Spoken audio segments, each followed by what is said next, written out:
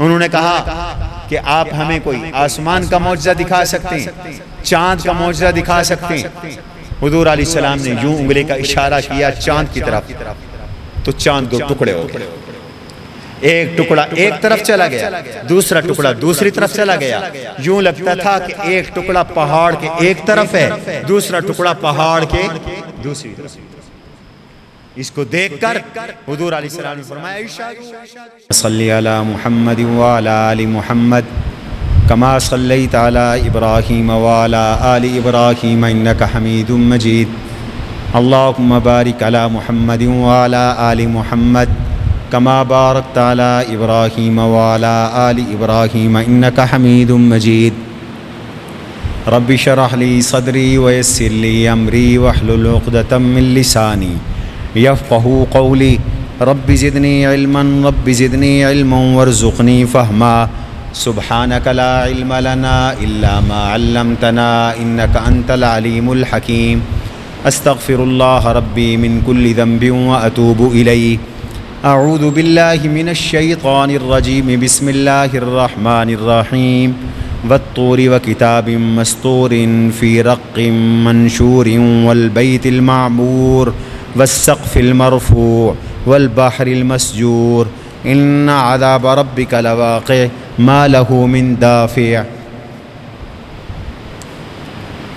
یہ سورہ طور مکی صورت ہے، قرآن کریم کی 52 نمبر پر یہ صورت ہے اور نزول کے اعتبار سے 76 نمبر ہے، 2 رکوعات اور 49 آیات پر مشتمل ہے۔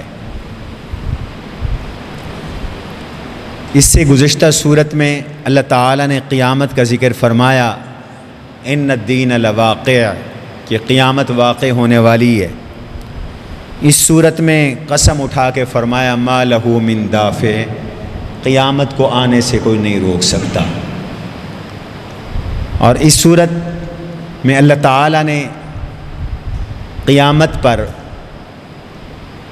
لوگوں کے شبہات کے جوابات دیے ہیں، اللہ کے قیامت کے روز آنے والے عذاب کے شواہد پیش کیے ہیں، قیامت کے منکرین کو عذاب سے ڈرایا ہے، اہل ایمان کے ساتھ جنت کا وعدہ کیا ہے اور جنت کی نعمتوں کی کچھ تفصیل بیان کی ہے۔ حضور صلی اللہ علیہ وسلم کو اللہ نے اس صورت میں تسلی دی اور حکم دیا کہ آپ ہمارا ذکر کیجئے اور نماز ادا کیجئے، دشمنوں کے مقابلے میں یہ آپ کے بہترین ہتھیار ہیں۔ شروع کے اندر اللہ تعالیٰ نے 6 قسمیں اٹھائیں، بسم اللہ الرحمن الرحیم والطور وکتاب مسطور فی رق منشور والبیت المعمور والسقف المرفوع والبحر المسجور۔ مجھے طور پہاڑ کی قسم جس پہ موسیٰ علیہ السلام کو تورات ملی تھی، کھلی ہوئی کتاب کی قسم، لکھی ہوئی کتاب کی قسم جو کھلے ہوئے کاغذوں میں اللہ نے لکھ دی۔ یہ کتاب تورات بھی ہو سکتی ہے، یہ کتاب قرآن کریم بھی ہو سکتا ہے، یہ کتاب اعمال نامہ بھی ہو سکتا ہے۔ فرمایا اس اعمال نامے کی قسم، بیت المعمور کی قسم، بیت المعمور کعبۃ اللہ کی سیدھ میں 7 آسمانوں سے اوپر فرشتوں کا کعبہ ہے۔ شب معراج آپ علیہ السلام نے حضرت ابراہیم علیہ السلام کو اس کی دیوار کے ساتھ پشت لگا کے بیٹھا ہوا دیکھا تھا۔ بلند چھت کی قسم یعنی آسمان کی قسم، اور سمندروں کی قسم جو دہکائے جائیں گے۔ جتنے سمندر ہیں کل قیامت کے دن ان میں آگ لگ جائے گی اور یہ جہنم میں تبدیل ہو جائیں گے۔ یہ 5 قسمیں ہیں، ان 6 آیتوں میں 5 قسمیں اٹھا کے فرمایا ان عذاب ربک لواقع، تیرے رب کا عذاب آئے ہی آئے گا، تیرے رب کا عذاب آ کر ہی رہے گا۔ کس کے لیے؟ کفار کے لیے، منکرین کے لیے، مکذبین کے لیے، مشرکین کے لیے۔ ما لہ من دافع، کوئی کائنات کی طاقت اللہ کے عذاب کو روک نہیں سکتی۔ کب آئے گا؟ یوم تمور السماء مورا وتسیر الجبال سیرا، جس دن آسمان بھی ٹوٹ پھوٹ جائیں گے، پہاڑ بھی ریزہ ریزہ ہو جائیں گے، لوگ باتوں میں کھیلتے ہوں گے۔ اس دن دوزخ کی آگ کی طرف بلایا جائے گا۔ پھر کچھ دوزخ کے حالات اللہ نے بیان کیے، اس کے بعد پھر جنت کے حالات بیان کیے۔ دوزخ اور جنت کا ذکر ساتھ ساتھ چلتا ہے۔ ان المتقین فی جنات وعیون ونعیم، تقوی والے تو جنتوں میں اور نعمتوں میں ہوں گے۔ فاکہین بما آتاہم ربہم، اللہ ان کو جو دے گا اس میں خوش و خرم ہوں گے۔ اللہ ان کو دوزخ سے عذاب سے بچائے گا۔ انہیں کہا جائے گا کلوا واشربوا ہنیئا، خوشگوار کھاؤ اور پیو، اس لیے کہ تم دنیا میں عمل کرتے تھے۔ متقین علی سرر مصفوفہ، لائنوں میں بچھے ہوئے تختوں پر سہارے لگا کے بیٹھے ہوں گے۔ اللہ کہتے ہیں ہم ان کی حور عین سے شادیاں کریں گے، پھر یہ بھی جنت میں جائیں گے۔ واتبعتہم ذریتہم بایمان، ان کی وہ اولادیں جو مؤمن ہوں گی وہ بھی انہی کے ساتھ ہم جنت میں داخل کریں گے، اور ان کی کوتاہیوں کے باوجود ہم ان کے درجوں کی کمی کے باوجود ہم ان کے درجے اپنے ماں باپ کے ساتھ، اپنے بڑوں کے ساتھ بلند کر کے ان کو اپنے بڑوں کے ساتھ شامل کر دیں گے۔ بڑوں کو ہم نیچے نہیں لائیں گے، چھوٹوں کو ہم اوپر لے آئیں گے۔ ما التناہم من عملہم من شیء، فرمایا اس سے معلوم ہوتا ہے نیک ماں باپ سے اولاد کو نفع ہوتا ہے۔ ماں باپ اگر نیک و صالح ہوں اور اولاد اہل ایمان ہوں، اس درجے کے نیک نہ ہوں، اللہ تعالیٰ ماں باپ کی نیکی کی برکت سے ماں باپ کو اور اولاد کو جنت کے اس درجے میں جگہ دیں گے جو ماں باپ کا درجہ ہے۔ اور اگر ماں باپ کے اعمال کم ہیں اور اولاد نیک ہے تو یہ بھی صدقہ جاریہ ہے، یہ بھی ماں باپ کو نفع دیتا ہے۔ او ولد صالح یدعو لہ، حدیث میں آتا ہے اللہ تعالیٰ ایک باپ کو جنت کا اعلیٰ مقام دیں گے۔ وہ کہے گا یا اللہ، حیران ہوگا میرے تو اتنے اعمال نہیں تھے، مجھے یہ درجے کیسے ملے؟ اس کے اعمال جب تلیں گے تو اعمال تو تھوڑے ہوں گے، نیکیاں تو تھوڑی ہوں گی، لیکن اچانک بہت سارے اعمال بادل کی شکل میں اس کے پلڑے میں ڈال دیے جائیں گے۔ وہ پوچھے گا اللہ یہ کیا ہے؟ فرمایا یہ تیری نیک اولاد کی دعائیں ہیں۔ دوسری حدیث میں آتا ہے یہ تیرے شاگرد ہیں جو تو نے لوگوں کو دین سکھایا تھا، یہ ان کی نیکیاں ہیں جو تجھے ملی ہیں۔ فرمایا یہ اللہ تعالیٰ جنت والوں کو نعمتیں عطا کریں گے، اور پھر جنت کے اور بھی احوال بیان کیے۔ اور پھر اگلے رکوع کے اندر اللہ نے حضور علیہ السلام کی رسالت کو بیان کیا۔ فرمایا فذکر فما انت بنعمت ربک بکاہن ولا مجنون، میرے نبی آپ ان کو نصیحت کیجئے اللہ کی مہربانی سے، نہ آپ کاہن اور جادوگر ہیں، نہ آپ دیوانے ہیں، نہ آپ شاعر ہیں۔ حضور کو کچھ لوگ دیوانہ کہتے تھے، کچھ جادوگر کہتے تھے، کچھ شاعر کہتے تھے، اور اپنے ان مخالفوں سے کہہ دیجئے قل تربصوا فإنی معکم من المتربصین، تم انتظار کرو میں بھی انتظار کر رہا ہوں۔ اللہ پر نتائج چھوڑ دیتے ہیں، جو سچا ہوگا وہ کامیاب ہوگا، جو جھوٹا ہوگا وہ ناکام ہوگا۔ پھر اس کے بعد اللہ نے توحید کا مضمون پیش کیا۔ ام خلقوا من غیر شیء ام هم الخالقون، تم خود بخود پیدا ہو گئے ہو یا تم خود خالق ہو؟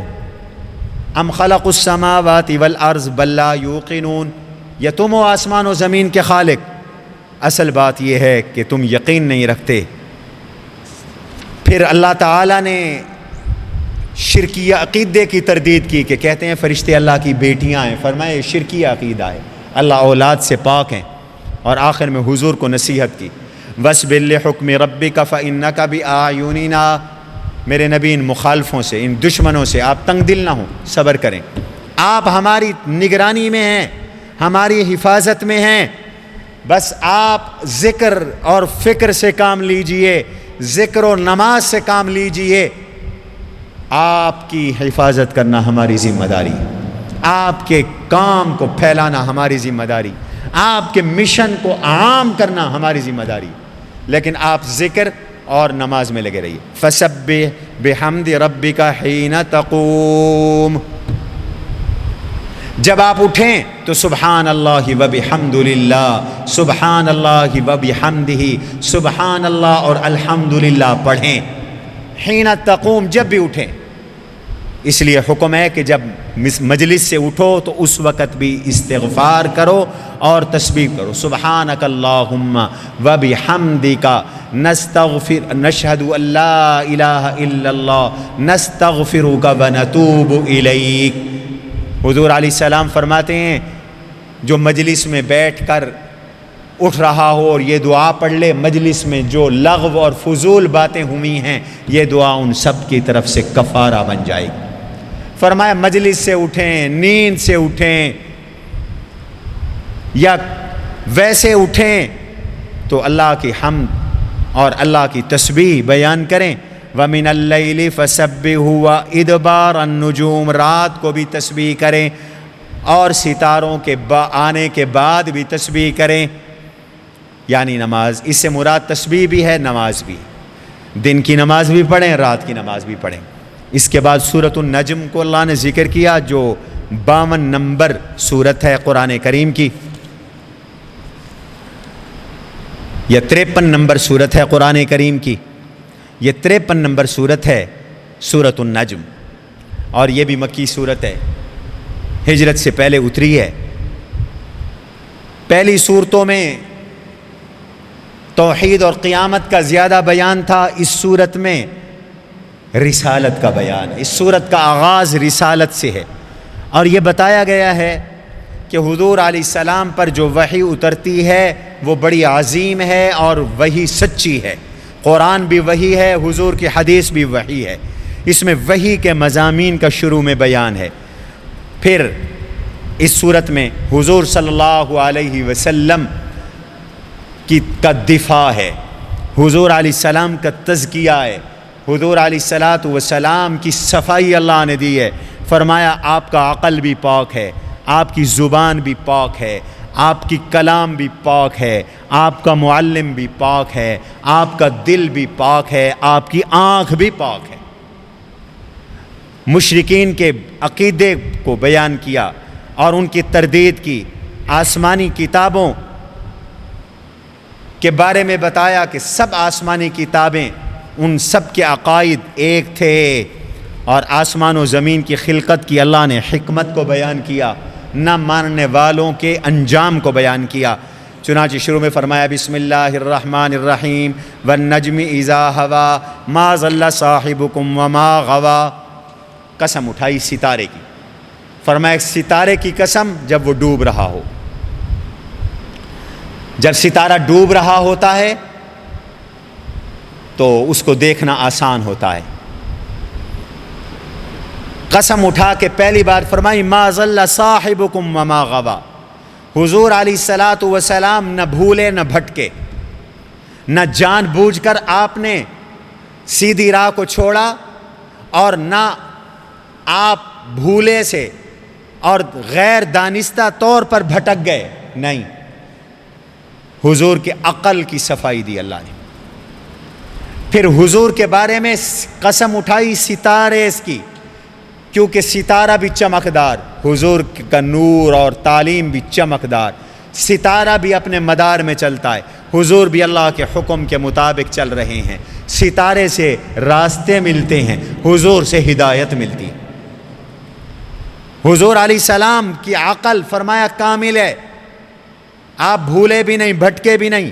وما ينطق عن الهوى ان هو الا وحی یوحی.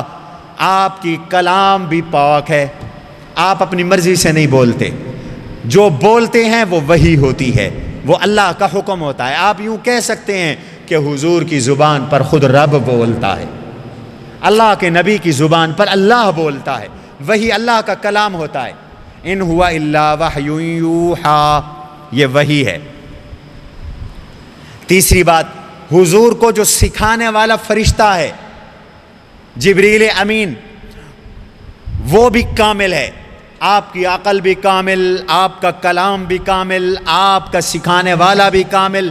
علمہ شدید القویٰ، آپ کو جس نے سکھایا وہ بڑا مضبوط ہے۔ ذو مرۃ فاستویٰ، پیدائشی طاقت والا ہے۔ واستویٰ فاستویٰ وہو بالافق الاعلیٰ، پھر حضور نے ان کی زیارت بھی کی ہے، جبریل امین کی حضور نے زیارت بھی کی ہے۔ میں نے پہلے بھی عرض کیا تھا، نبیوں کے پاس چند مرتبہ جبریل آتے رہے، 5 مرتبہ، 7 مرتبہ، 24 مرتبہ، زیادہ سے زیادہ 17 مرتبہ، لیکن حضور کی خدمت میں جبریل کتنی بار آئے؟ 24,000 مرتبہ۔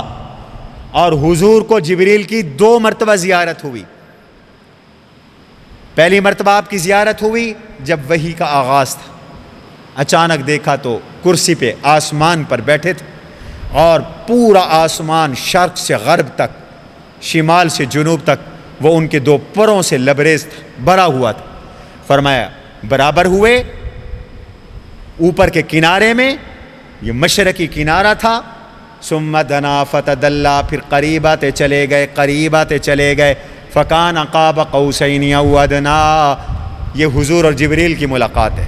بعض کہتے ہیں حضور اور اللہ کی ملاقات ہے۔ جبریل کی ملاقات تو ہوئی، زیارت ہوئی، بس 2 فاصلہ تھا، 2 کمانوں کا، یا اس سے بھی کم تھا۔ جبریل اتنے قریب آ گئے۔ فَأَوْحَىٰ إِلَىٰ عَبْدِهِ مَا أَوْحَىٰ، پھر جبریل نے اللہ کی وحی پہنچائی حضور کو، اللہ نے اپنے بندے پر وحی کی جو وحی کی۔ جبریل سے ملاقات ہے، اور یہ شب معراج کی ملاقات بھی ہے۔ آگے معراج کا ذکر آ رہا ہے انہی آیات میں۔ بعض اہل علم کہتے ہیں کہ حضور صلی اللہ علیہ وسلم نے شب معراج اللہ تعالیٰ کی زیارت فرمائی۔ امام احمد بن حنبل رحمہ اللہ سے پوچھا گیا حضور نے اللہ کو دیکھا؟ تو انہوں نے فرمایا دیکھا دیکھا دیکھا دیکھا دیکھا دیکھا، اتنی بار فرمایا کہ سانس ٹوٹ گیا۔ ابن عباس رضی اللہ عنہ بھی فرماتے تھے، لیکن حضرت عائشہ انکار فرماتی تھی۔ صحابہ کرام میں 2 رائے تھی، دیکھا یا نہیں دیکھا۔ بہرحال رب کہتے ہیں ما کذب الفؤاد ما رأى، حضور کا دل بھی کامل ہے۔ پہلے فرمایا عقل کامل، کلام کامل، معلم کامل، اب فرمایا دل بھی کامل ہے۔ ما کذب الفؤاد ما رأى، جو دیکھا دل نے غلط نہیں بتایا۔ افتمارونہ علی ما یری، جھگڑو گے حضور سے جو کچھ دیکھا۔ پھر دوسری ملاقات کا ذکر ہے، وَلَقَدْ رَآهُ نَزْلَةً أُخْرَىٰ، پہلی مرتبہ تو وحی کے شروع میں دیکھا تھا، دوسری بار دیکھا کب؟ معراج کے موقع پر، عند سدرۃ المنتہا، سدرۃ المنتہا کے پاس، سدرۃ المنتہا کے پاس جنت المأوا بھی ہے۔ یہ سدرۃ المنتہا بیری ہے، اس پہ رب کے انوارات رہتے ہیں۔ فرمایا بیری پہ جو چھا رہا تھا چھا رہا تھا۔ ما زاغ البصر وما طغیٰ، حضور کی آنکھ کا کمال ہے، آنکھ نے غلط نہیں دیکھا، آنکھ بھی بھٹکی نہیں، آنکھ بھی بھولی نہیں۔ پھر اللہ کی نشانیوں میں سے بڑی نشانی دیکھی، یہ معراج کا ذکر آ گیا۔ اس کے بعد شرک کی تردید کی۔ فرمایا تم کہتے ہو کہ لات اور عزا اور منات ہمارے خدا ہیں اور اللہ کی بیٹیاں ہیں۔ فرمایا تمہیں حیا نہیں آتی؟ اپنے لیے بیٹے پسند کرتے ہو، اللہ کے لیے بیٹیاں پسند کرتے ہو۔ کوئی اللہ کی اولاد نہیں، یہ سب تمہاری گھڑی ہوئی باتیں ہیں۔ ما انزل اللہ بہا من سلطان ان یتبعون الا الظن، تم بس بدگمانیاں ہی کرتے ہو، یہ تمہارے دل کی باتیں ہیں، دل کی خواہشات ہیں۔ اب قرآن کی شکل میں ہدایت آ گئی ہے، اس سے حق بات معلوم ہوگا۔ اگلے رکوع میں اللہ تعالی نے فرمایا فَأَعْرِضْ عَمَّنْ تَوَلَّىٰ عَنْ ذِكْرِنَا، میرے نبی یہ جو اس طرح کی بکواس بازیاں کرتے ہیں، الزام تراشیاں کرتے ہیں، خدا پہ بہتان باندھتے ہیں، ان سے اعراض کریں، ان کی اول آخر منشا، ان کی زندگی کا مطمع نظر صرف اور صرف دنیا ہے. وَلَمْ يُرِدْ إِلَّا الْحَيَاةَ الدُّنْيَا، یہ صرف دنیا، پیسہ، دولت، جائیداد اور سرمایہ اور شہرت، بس یہی چاہتے ہیں کافر. ذَلِكَ مَبْلَغُهُم مِّنَ الْعِلْمِ، ان کے علم کی انتہا بھی بس دولت اور پیسہ ہے، شہرت ہے. جبکہ مومن کی زندگی کا مقصد وہ صرف دنیا اور پیسہ اور شہرت نہیں ہوتا. شہرت تو بالکل نہیں ہوتی، دولت اور دنیا بھی اس کے جینے کا مقصد نہیں ہوتا. مومن کے جینے کا مقصد کیا ہوتا ہے؟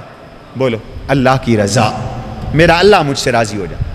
وہ دنیا کو تو برتنے کا سامان سمجھتا ہے،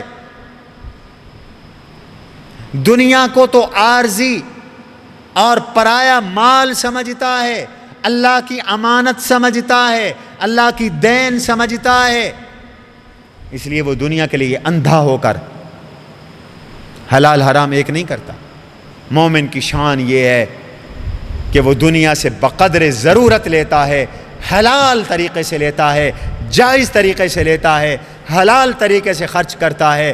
یہ کافر ہے کہ جن کی جینے کا مقصد پیسہ ہے، اس لیے ان کو حلال حرام کی تمیز کوئی نہیں. آج آپ یورپین ملکوں میں دیکھ لیں، کوئی انسانیت نہیں رہی، مطمع نظر صرف پیسہ ہے.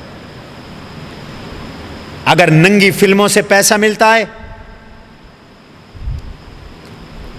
تو وہ لوگوں کو لاکھوں ڈالر دے کر اور بے حیائی کا ارتکاب کروا کے اور فلمیں بنا کر کروڑوں کماتے ہیں. جنسی تشدد کچھ لوگوں کی تسکین کا ذریعہ ہے تو یہ ایسی فلمیں بنوا کر، قتل و غارت گری کی فلمیں بنا کر وہ انہیں فروخت کرتے ہیں. پیسہ آنا چاہیے.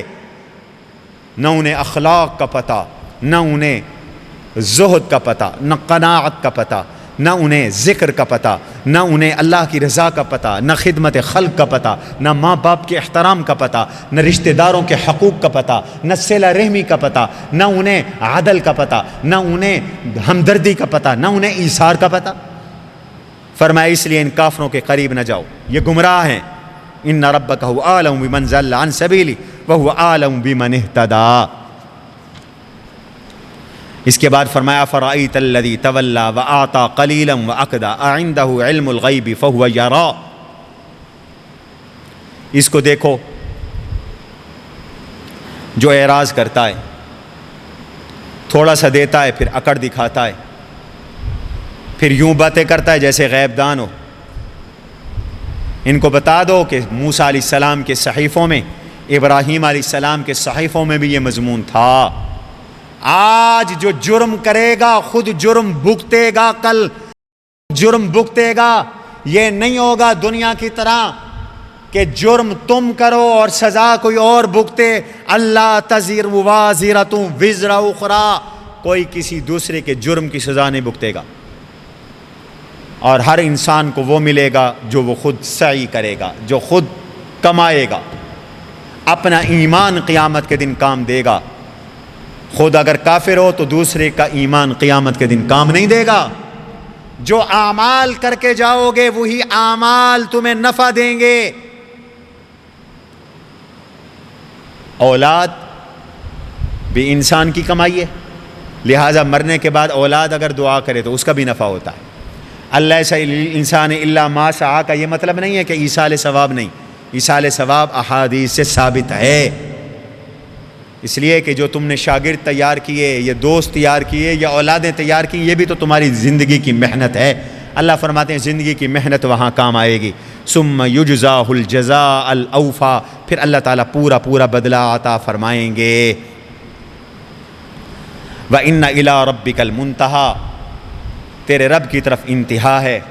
فرمایا اللہ کتنی قدرت والے ہیں، ان کے تصرفات کو دیکھو. وَأَنَّهُ هُوَ أَضْحَكَ وَأَبْكَىٰ، ہنساتا بھی اللہ ہے، رلاتا بھی اللہ ہے، وَأَنَّهُ هُوَ أَمَاتَ وَأَحْيَا، موت بھی اللہ دیتا ہے، زندگی بھی اللہ دیتا ہے۔ اسی نے جوڑا جوڑا پیدا کیا، پھر نطفے سے اس نے تمہیں پیدا کیا، اور پھر وہی ہے جو تمہیں دوبارہ پیدا کرے گا۔ یہ تو توحید۔ پھر رسالت، ھذا نذیر من النذر الاولی، میرا نبی جیسے پہلے ڈرانے والے آئے، یہ بھی ان ڈرانے والوں میں سے ایک ڈرانے والے ہیں۔ قیامت قریب آ گئی ہے، ازیفت الازفہ، قریب آ جانے والی چیز قریب آ گئی ہے، لہذا تم اس بات سے تعجب نہ کرو، ہنسو نہیں، روو، اور اللہ کے آگے سجدے کرو، اللہ کی عبادت کرو۔ سورۃ القمر بھی مکی ہے، یہ قرآن کریم کی 54 نمبر پہ سورت ہے، نزول میں اس کا 37 نمبر ہے، 3 رکوعات اور 55 آیات پر مشتمل ہے۔ پہلے پچھلی صورت میں حضور علیہ السلام کی رسالت کا بیان تھا، اب رسالت کے لیے معجزہ شق القمر کا بیان ہے۔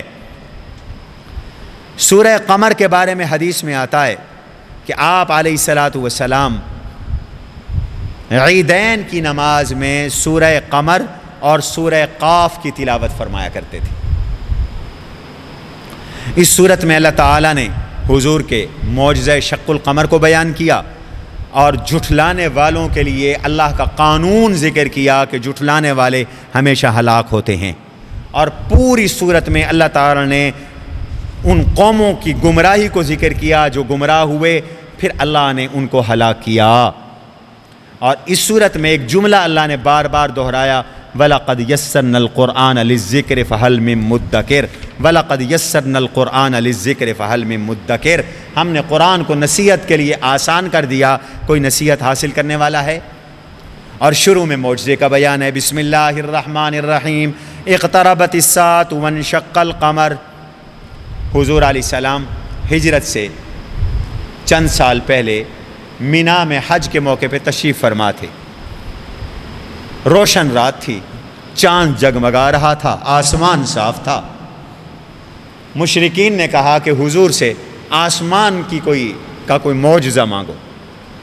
انہوں نے کہا کہ آپ ہمیں کوئی آسمان کا معجزہ دکھا سکتے ہیں، چاند کا معجزہ دکھا سکتے ہیں؟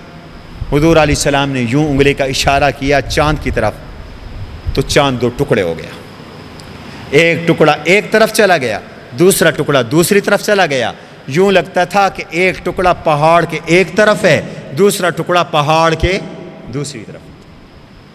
اس کو دیکھ کر حضور علیہ السلام نے فرمایا، اشہدو اشہدو، گواہ ہو جاؤ گواہ ہو جاؤ، دیکھ لو چاند 2 ٹکڑے ہو گیا ہے۔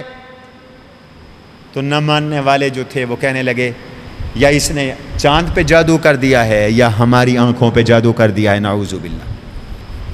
اللہ نے فرمایا یہ چاند قیامت کی نشانی ہے، چاند کا ٹوٹنا اور پھٹنا قیامت کی بولو نشانی ہے۔ وہ کیسے؟ فرمایا وہ اس طرح کہ جیسے آج چاند 2 ٹکڑے ہوا ہے، قیامت میں بھی سورج اور چاند بے نور ہو کر ٹکڑے ٹکڑے ہو جائیں گے۔ اقتربت الساعہ،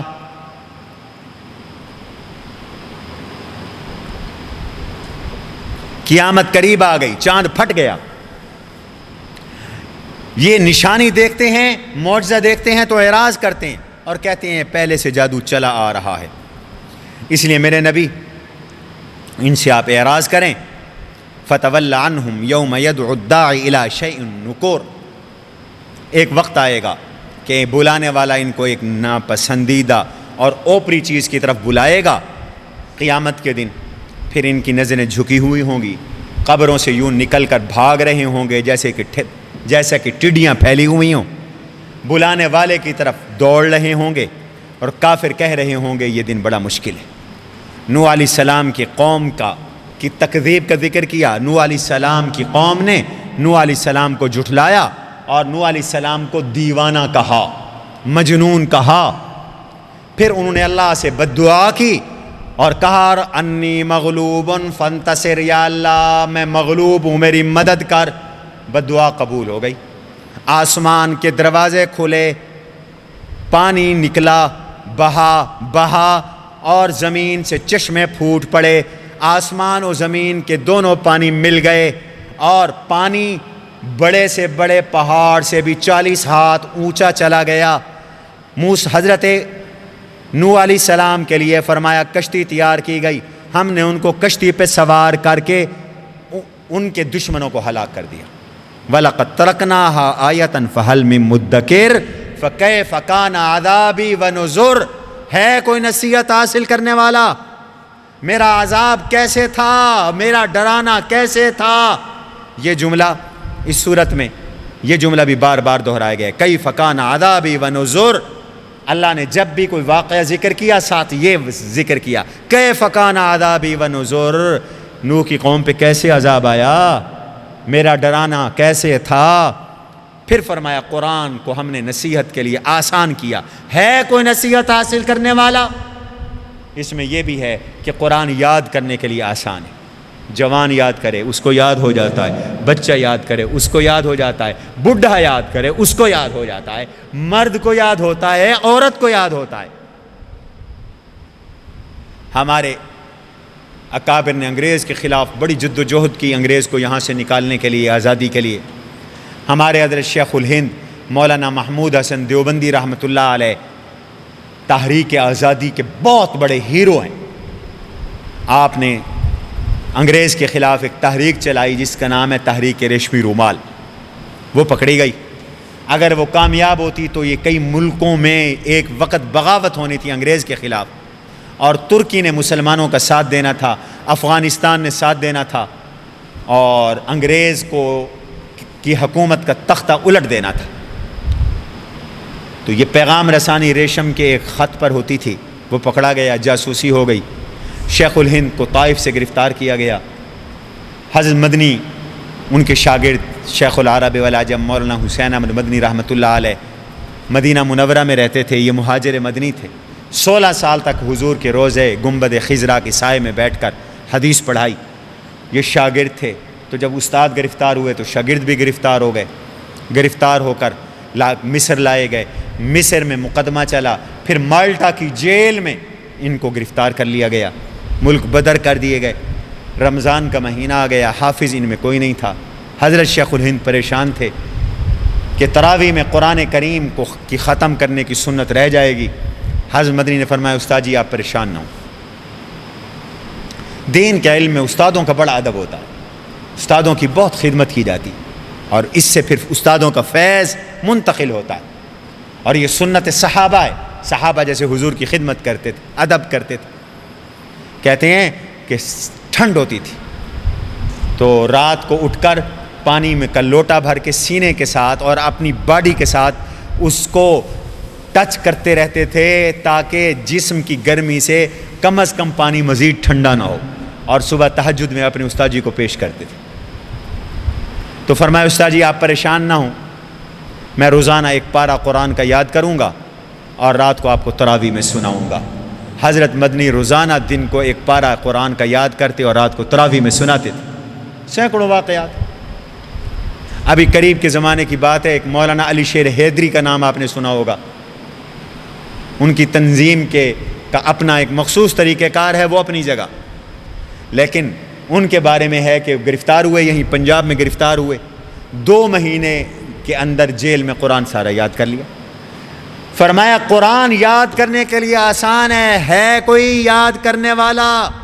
نصیحت کے لیے آسان ہے کوئی نصیحت حاصل کرنے والا؟ دنیا میں سب سے زیادہ حافظ پاکستان میں، آپ کو مبارک، صرف اسی سال 78,000 قرآن کے حافظ تو ہمارے ان مدرسوں نے تیار کیے جو وفاق المدارس سے ملک ہیں۔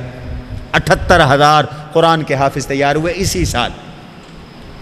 50 لاکھ سے زیادہ حافظ تو پاکستان میں اللہ کے فضل و کرم سے۔ اس کے بعد اللہ نے قوم عاد کا ذکر کیا، کذبت عاد فکیف کان عذابی ونذر، عاد نے بھی تو جھٹلایا تھا، دیکھو میرا عذاب کیسے تھا، میں نے کیسے ڈرایا، میرے ڈرانے والوں نے کیسے ڈرایا، کیسے عذاب آیا، کئی دفعہ آپ سن چکے۔ انا ارسلنا علیہم ریحا صرصرا فی یوم نحس مستمر، 1 ہفتے تک مسلسل اللہ کہتے ہیں تیز و تند ہوا چلتی رہی، تنزع الناس، اس ہوا نے ہر چیز کو اکھیڑ مارا، یوں لگتا تھا کہ کھجور کے تنے گرے پڑے ہوں۔ فکیف کان عذابی ونذر، فرمایا یہ بات ہم نے قرآن میں بتائی نا، تو قرآن سے نصیحت حاصل کرو۔ وَلَقَدْ يَسَّرْنَا الْقُرْآنَ لِلذِّكْرِ فَهَلْ مِن مُدَّكِرٍ۔ پھر قوم سمود کا ذکر کیا، انہوں نے بھی جھٹلایا اور کہنے لگے کیا ایک بشر کی ہم پیروی کریں؟ انہوں نے بھی الزام تراشیاں کی۔ اللہ کہتے ہیں ان پہ بھی ہم نے فرشتے کی چیخ بھیجی تو وہ اس طرح ہو گئے جس طرح باڑ کا چورا ہوتا ہے، کانو کحشیم المحتضر۔ دیہاتوں میں کبھی دیکھا ہو جانوروں کو ایک جگہ رات کو رکھتے ہیں اور اس کے ارد گرد باڑ لگا دیتے ہیں، کانٹوں والی ٹہنیاں ڈال دیتے ہیں، جانور اس کو روند روند کر چورا بنا دیتے ہیں۔ فرمایا یوں چورا بن گئے تھے۔ قوم لوط کو دیکھ لو، انہوں نے بھی لوط علیہ السلام کو جھٹلایا اور حضرت لوط کے مہمانوں کے ساتھ زیادتی کی کوشش کی، پھسلانے کی کوشش کی مہمانوں کو۔ فَطَمَسْنَا أَعْيُنَهُمْ، یہاں ایک اور عذاب ذکر کیا، ہم نے ان کو اندھا کر دیا، انہیں اندھا بھی کیا اللہ نے۔ فرشتے نے چیخ بھی ماری، آسمانوں تک بستی کو بھی لے گئے، پتھر بھی ان پہ برسے۔ فرمایا دیکھو میرا عذاب کیسے تھا، میرا ڈرانا کیسے تھا، قرآن سے نصیحت حاصل کرو۔ فرعون کو دیکھ لو، اس نے موسیٰ کو جھٹلایا، اس کو ہم نے کیسے ہلاک کیا۔ اب یہ کہتے ہیں مشرک مکہ کے کہ ہم جتھا ہیں، ان کو کہہ دو سیہزم الجمع ویولون الدبر، سیہزم الجمع، تمہارے جتھے شکست کھائیں گے، تم پیٹھ دے کے بھاگو گے، مرو گے، پھر قیامت تمہارا وعدہ ہے، قیامت کڑوی ہے اور قیامت سخت ہے، وہاں پھر تمہیں تمہارے انجام کا پتہ چلے گا۔ اور آخر میں پھر متقین کا مقام بیان کیا، فرمایا ان المتقین فی جنات و نہر، متقین باغات اور نہروں میں ہوں گے، بہترین ٹھکانے میں ہوں گے، عند ملیک مقتدر، قدرت والے بادشاہ کی مہمانی ہوگی، اس میں مزے کریں گے۔ اللہ ہم سب کو ان میں شامل فرمائے، آمین کہو۔ سورۃ الرحمن شروع ہو رہی ہے۔ سورۃ الرحمن بھی مکی سورت ہے، قرآن کریم کی 55 نمبر کی سورت ہے، نزول میں اس کا 17 نمبر ہے، 3 رکوع 78 آیات پر مشتمل ہے۔ حضور علیہ السلام نے فرمایا لکل شیء عروس وعروس القرآن الرحمن، سورۃ الرحمن، او کما قال، ہر چیز کی دلہن ہوتی ہے اور قرآن کی دلہن سورۃ الرحمن ہے۔ دلہن سے مراد خوبصورت چیز، دلہنیں خوبصورت بنائی جاتی ہیں نا، تو قرآن کی خوبصورت ترین سورت کون سی سورت ہے؟ سورۃ الرحمن۔ مضمون بھی خوبصورت، الفاظ بھی خوبصورت، اس کو پڑھو تو انسان پر وجد طاری ہو جاتا ہے۔ سورۃ الرحمن کو پڑھنے سے اللہ تعالیٰ نے اس سورت کا پہلا جملہ بھی الرحمن ذکر کیا، پہلی آیت ہی الرحمن ہے، اس لیے سورت کا نام سورۃ الرحمن ہے۔ اس سورت میں اللہ نے اپنی نعمتیں گنوائی ہیں، دنیاوی نعمتیں، اخروی نعمتیں، حسی نعمتیں، مانوی نعمتیں، مادی نعمتیں، روحانی نعمتیں، ایمان کی نعمتیں، جنت کی نعمتیں، اللہ نے یہ ساری نعمتیں ہمیں گنوائی، بتلائی اور ہمیں تذکیر کی۔ ہماری اصطلاح میں اس کا نام ہے تذکیر بآلاء اللہ، اللہ کی نعمتوں کے ساتھ نصیحت کی جا رہی ہے کہ دیکھو ہم نے تمہیں یہ بھی دیا، یہ بھی دیا، یہ بھی دیا، ہمیں پہچانو اور ہماری اطاعت کرو۔ پھر نعمتوں کے بیان کے ساتھ جنت والوں کے 2 طرح کے درجے بھی بیان کیے اور انسانوں اور جنوں سے توحید اور ایمان کا مطالبہ بھی کیا۔ سنتے چلیں، بڑی دلچسپ مضامین ہے اس صورت کے، مزہ آتا ہے سن کر۔ بسم اللہ الرحمن الرحیم، الرحمن علم القرآن، رحمان نے قرآن سکھایا۔ اللہ کی صفات تو بہت ساری ہیں، لیکن اللہ نے یہاں صفت رحمان ذکر کر کے اشارہ کیا کہ جس کو قرآن ملا ہماری رحمت سے ملا، جس نے قرآن سیکھا ہماری، خواجہ صاحب جو قرآن کی مجلس میں بیٹھا وہ رب کی بولو رحمت میں بیٹھا. الرحمن علم القرآن، قرآن کے ساتھ قرآن اللہ کی صفت رحمان سے جوڑ رکھتا ہے، لہذا قرآن والوں کو اللہ کی رحمت ملتی ہے. اس لیے تو حضور نے فرمایا خیرکم من تعلم القرآن وعلمہ، تم میں سب سے بہترین وہ ہیں، امت کا بہترین طبقہ وہ ہے جو قرآن سیکھے، جو قرآن سکھائے. کہو سبحان اللہ. اور حدیث آپ کو سنا دوں، ان فقیروں کو، قرآن پڑھنے پڑھانے والوں کو معمولی نہ سمجھا کرو. حضور فرماتے ہیں اشراف امتی حملۃ القرآن و اصحاب اللیل، میری امت کے سب سے زیادہ عزت والے لوگ وہ ہیں جو قرآن والے ہیں یا رات کو تہجد پڑھنے والے ہیں. اللہ کی نظر میں یہ سب سے زیادہ عزت والے لوگ ہیں. رحمان نے قرآن سکھایا، یہ روحانی نعمت. پھر جسمانی نعمت، خلق الانسان، انسان کو رحمان نے پیدا کیا. علمہ البیان، اس کو بیان بھی سکھایا. ایک ایک آدمی کے بیان سے لاکھوں لوگوں کو ہدایت ملتی، ہزاروں لوگوں تک دین کی بات پہنچتی ہے. تو یہ قوت بیان اللہ نے تمہیں دیا ہے، جانوروں کو نہیں دیا. جانور اظہار معافی ضمیر نہیں کر سکتے. پہاڑ، نباتات، حیوانات، جمادات یہ اظہار معافی ضمیر نہیں کر سکتے، یہ آپ کر سکتے ہیں. پھر فرمایا اللہ کی نعمتیں دیکھو، زمین پہ بھی ہیں، آسمان پہ بھی ہیں، سورج، چاند، بیل، بوٹے، درخت. پھر اللہ نے ترازو بنایا، حکم دیا کہ تولنے میں کمی نہ کرو، وزن کو ٹھیک کرو. زمین کے میوے، پھل، کھجوریں اور دانے، یہ کتنی نعمتیں اللہ نے پیدا کی. فَبِأَيِّ آلَاءِ رَبِّكُمَا تُكَذِّبَانَ، اے انسانوں جنوں رب کی کس کس نعمت کو جھٹلاؤ گے. یہ جملہ جس طرح پچھلی صورت میں کیف کان عذابی و نذر بار بار دہرایا گیا ہر واقعے کے بعد، ہر قوم کی ہلاکت کے بعد، یہاں ہر نعمت کے بعد یہ جملہ بار بار دہرایا گیا. فَبِأَيِّ آلَاءِ رَبِّكُمَا تُكَذِّبَانَ، اپنے رب کی کس کس نعمت کو جھٹلاؤ گے. 31 مرتبہ یہ جملہ اس صورت میں آیا ہے. کتنی مرتبہ؟ 31 مرتبہ. کس کس نعمت کو جھٹلاؤ. اور حضور علیہ الصلوۃ والسلام نے اس جملے کے جواب میں فرمایا کہ یا اللہ ہم تیری نعمتوں کو، دنیا اور آخرت کی نعمتوں کو ہم نہیں جھٹلاتے. لا نکذب بنعمک، یا اللہ تیری نعمتوں کو ہم نہیں جھٹلاتے. پھر فرمایا انسان کو اللہ نے بجنے والی مٹی سے پیدا کیا اور جنوں کو شعلے والی آگ سے بنایا. رب کی کس نعمت کو جھٹلاؤ گے؟ یہ بھی تو ہماری نعمت ہے.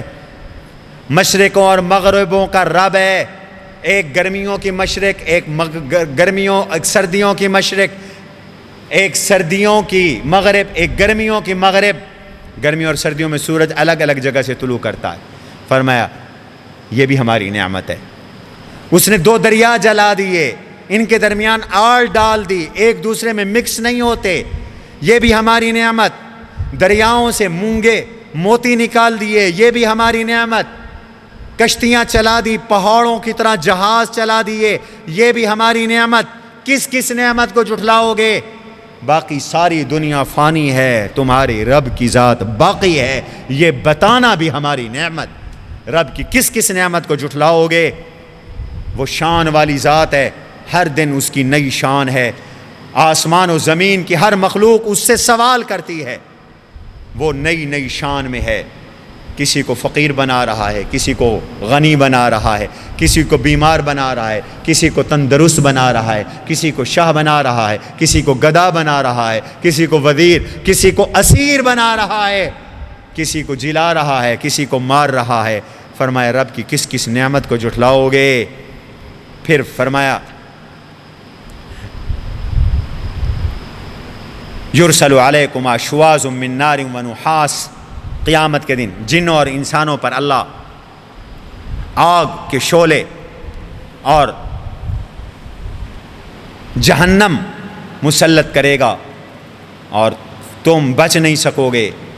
یہ بتانا بھی ہماری نعمت ہے، کس کس نعمت کو جھٹلاؤ گے۔ مختلف قسم کی ان نعمتوں کو بیان کیا اور پھر فرمایا وَلِمَنْ خَافَ مَقَامَ رَبِّهِ جَنَّتَانِ، دو قسم کے جنتیوں کی انعامات کو بیان کیا۔ ایک ہیں خواص جنتی مقربین، اور ایک ہیں عام مومنین، دونوں جنت میں ہوں گے۔ خواص کا درجہ اونچا ہوگا، عام مومنین کا درجہ ذرا نیچے ہوگا، ہوں گے وہ بھی جنتی، ہوں گے وہ بھی جنتی۔ یہ مضمون زیادہ تفصیل کے ساتھ اگلی صورت میں واقعہ میں آ رہا ہے۔ فرمایا جو خواص جنتی ہیں وہ ہیں جو اپنے رب کے سامنے کھڑے ہونے سے ڈرتے ہیں، ان کے لیے دو جنتیں ہیں۔ یہ بھی ہمارا نعمت، اس کو بھی جھٹلاؤ گے۔ ذواتا افنان، بہت شاخوں والے باغات ہیں، ان جنتوں میں دو چشمے چل رہے ہیں، کس نعمت کو جھٹلاؤ گے؟ ان جنتوں میں ہر قسم کے جوڑے جوڑے میوے ہیں، پھر تختوں پر سہارے لگائے ہوئے ہوں گے، ان کے استر وہ ریشم کے ہوں گے، باغات کے پھل لٹکے ہوئے ہوں گے۔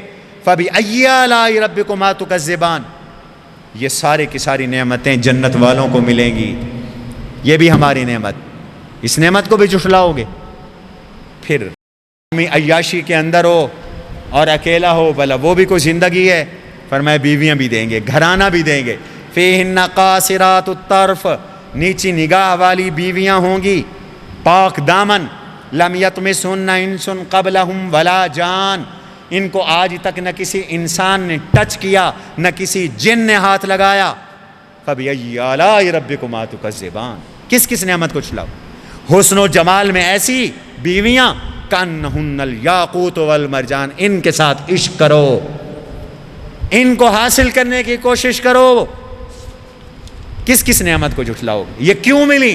هَلْ جَزَاءُ الْإِحْسَانِ إِلَّا الْإِحْسَانِ، فرمایا ہمارا ضابطہ ہے، انتہا درجے کی نیکی کا بدلہ انتہا درجے کی جنت ہے، احسان کا بدلہ احسان، اچھائی کا بدلہ اچھائی۔ تم نے اچھائیاں کی، ہم نے تمہیں اچھائی دی۔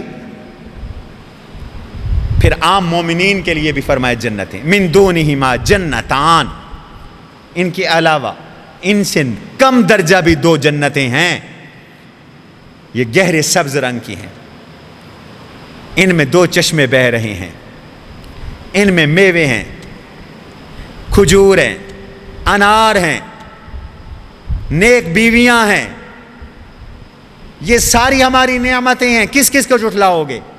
بیویاں بھی ایسی حوریں، خیموں میں بند، مقصورات فی الخیام، خیموں میں، یعنی آج تک کسی نے ان کو دیکھا نہیں، پردے میں۔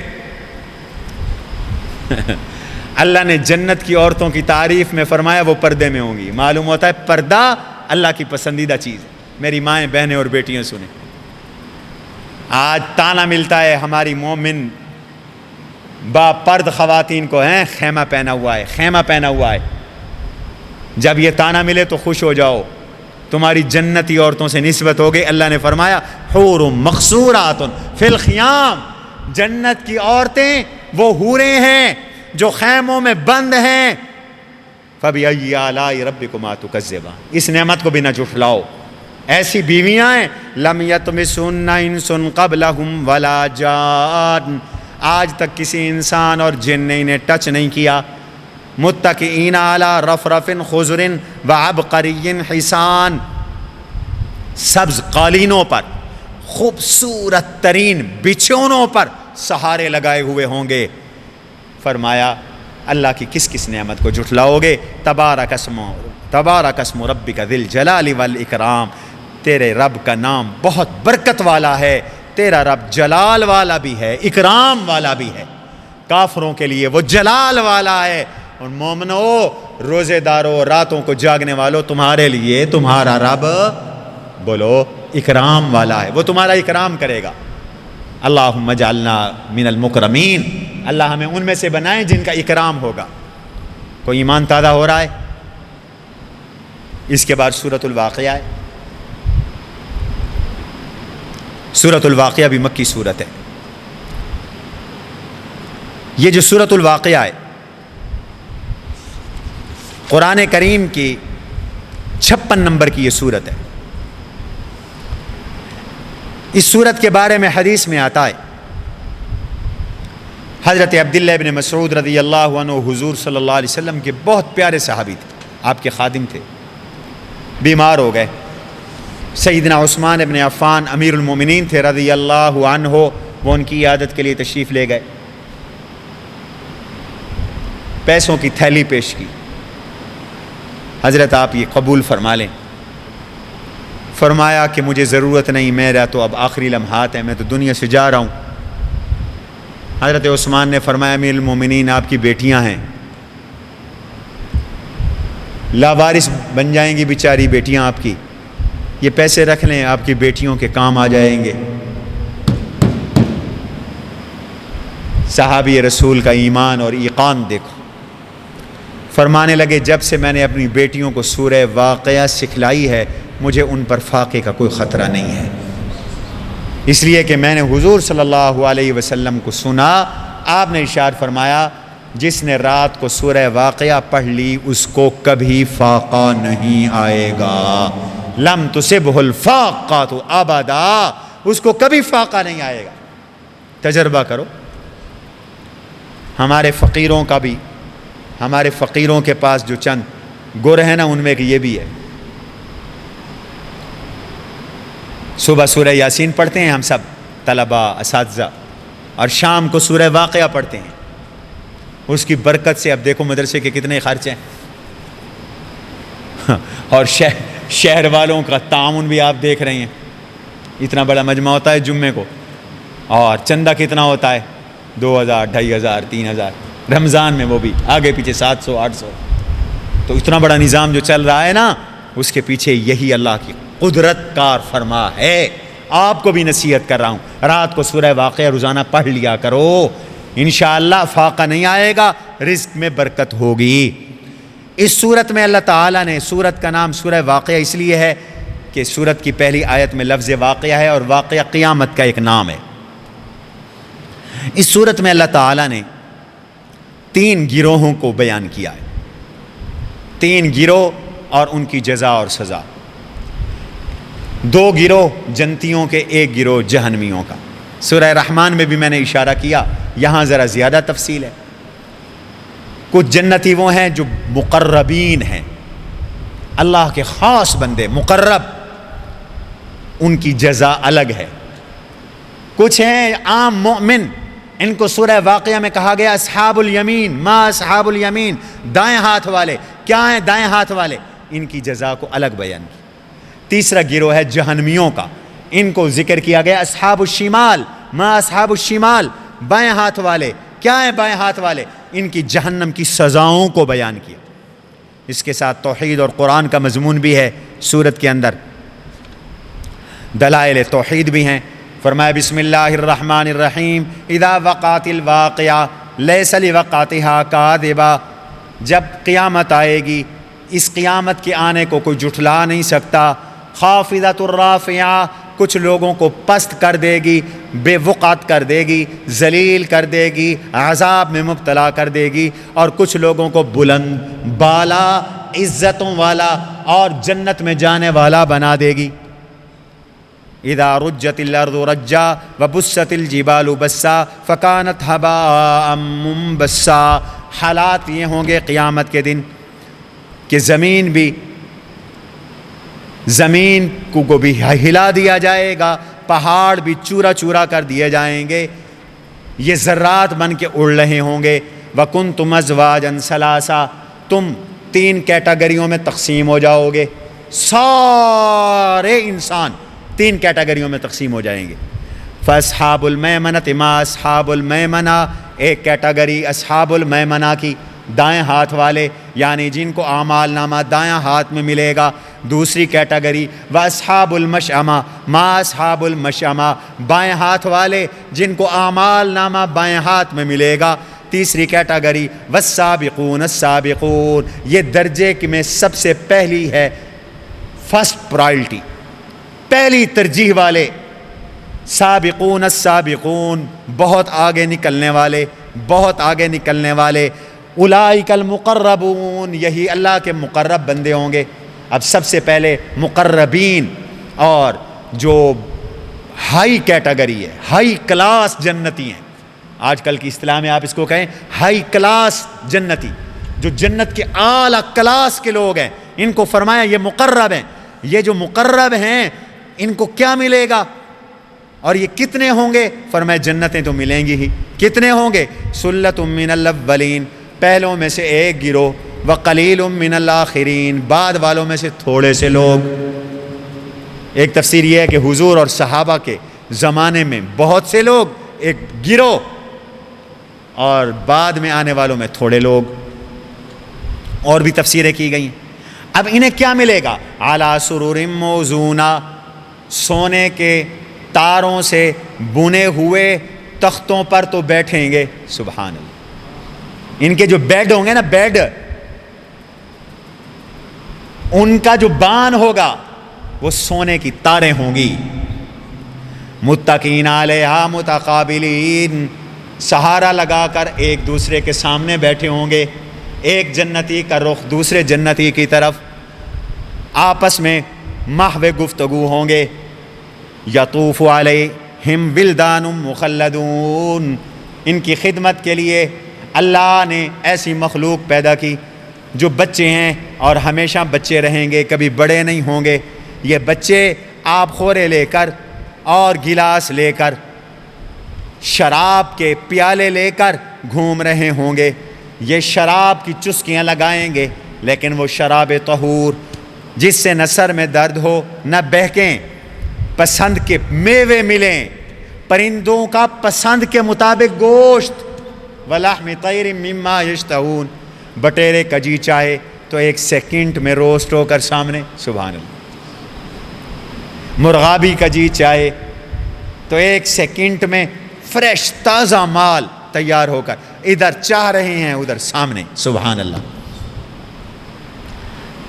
بحور عین، موٹی موٹی آنکھوں والی گوری گوری بیویاں، کا امثال اللؤلؤ المکنون، جیسے چھپے چھپے موتی ہوں۔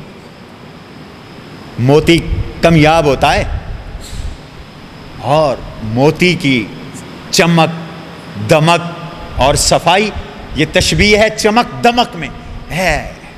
یہ کیا تمہارے جھوٹے بیوٹی پارلر کے میک اپ ہیں؟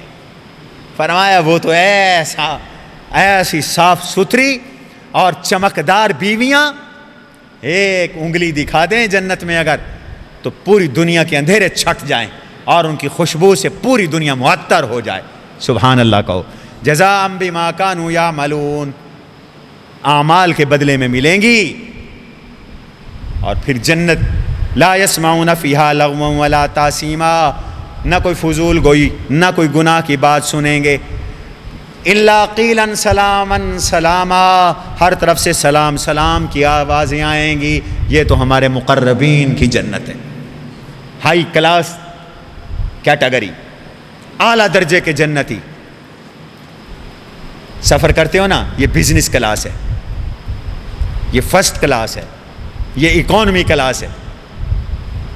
اب اکانومی کلاس جنتی آ رہے ہیں۔ اکانومی کلاس جنتی کیا ہیں؟ اصحاب الیمین ما اصحاب الیمین، دائیں ہاتھ والے یہ بھی کیا ہیں؟ فی صدر مخضود۔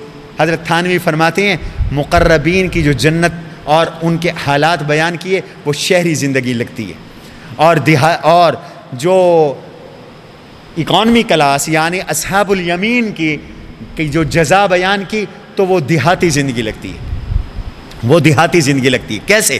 ان کو کیا ملے گا؟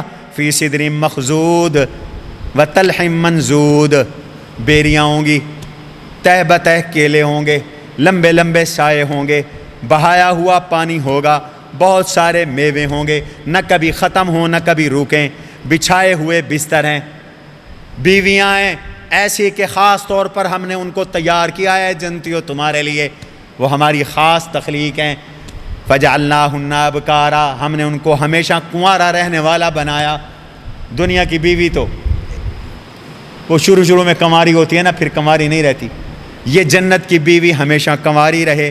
عرباً اترابا، شوہر سے پیار کرنے والی، اور ہم عمر یہ اصحاب الیمین کو ملے گی۔ یہ کتنے ہوں گے؟ سلۃ من الاولین، ایک گروہ پہلوں کا، ایک گروہ پچھلوں کا۔ اللہ ہمیں انہی میں سے بنا دے تو اللہ تیری مہربانی ہوگی، آمین کہو۔ واصحاب الشمال ما اصحاب الشمال، تیسری کیٹیگری لوگوں کی، بائیں ہاتھ والے۔ اے بائیں ہاتھ سے کام نہ کیا کرو۔ حضور علیہ السلام کے بارے میں آتا ہے کان النبی صلی اللہ علیہ وسلم یحب التیامن